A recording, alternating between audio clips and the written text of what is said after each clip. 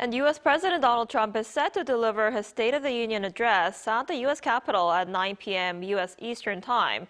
That's 11 here in South Korea, and he will likely outline the accomplishments of his first year in office and his policy agenda moving forward. For more on what to expect, we're joined today by Chris Casquejo, an independent journalist in Washington, D.C. Thanks for joining us today. Good to be with you. So who's expected to be at Trump's State of the Union address, and what's the atmosphere currently like in D.C.?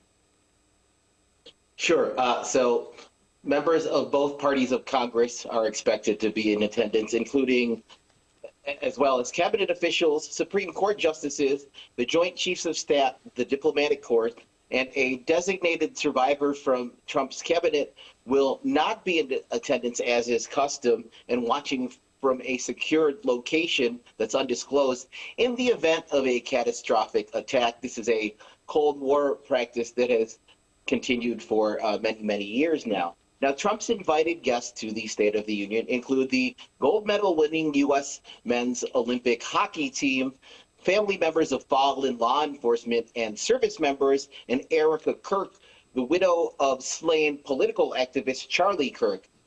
Democrats' guests include women who say they survived sexual abuse as a result of the Jeffrey Epstein cases, as well as Raisa Contreras, whose son has been detained by immigration authorities for more than 8 months.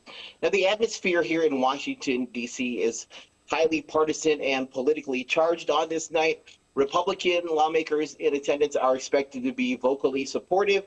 Democrats who are in attendance may plan some kind of visual protest as they have in years past.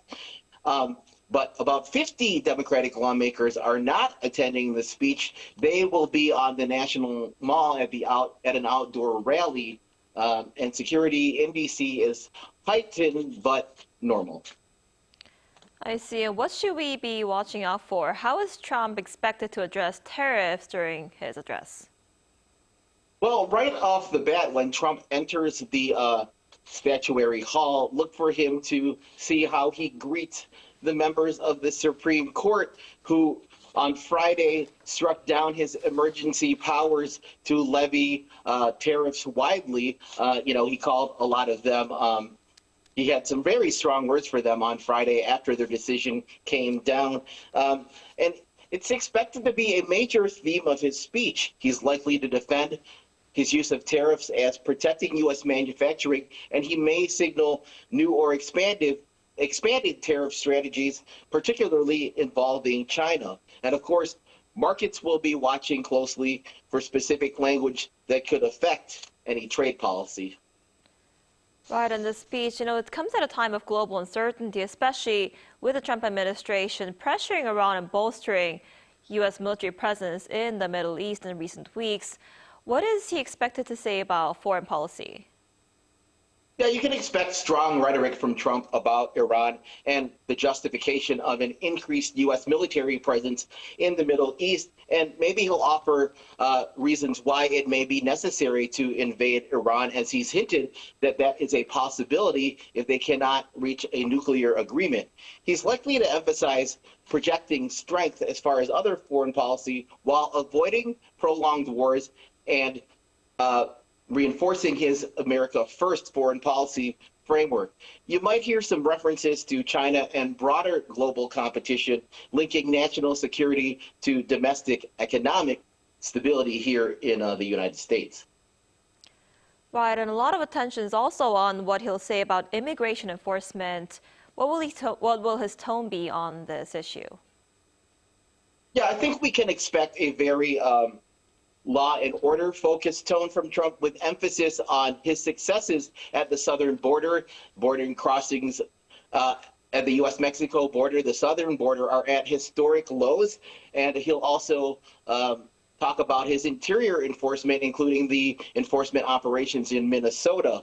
He may ask for congressional action and call for an end to the partial government shutdown that's affected the Department of Homeland Security, specifically screenings at airports across the U.S. But recent polls show that his approval of his handling of immigration is in the mid to high 30% range. So a majority of voters now disapprove of his handling of the immigration issue, and a public opinion remains deeply divided, with polls showing growing dissatisfaction among voters over those aggressive deportation tactics that have been taking place in cities across the U.S.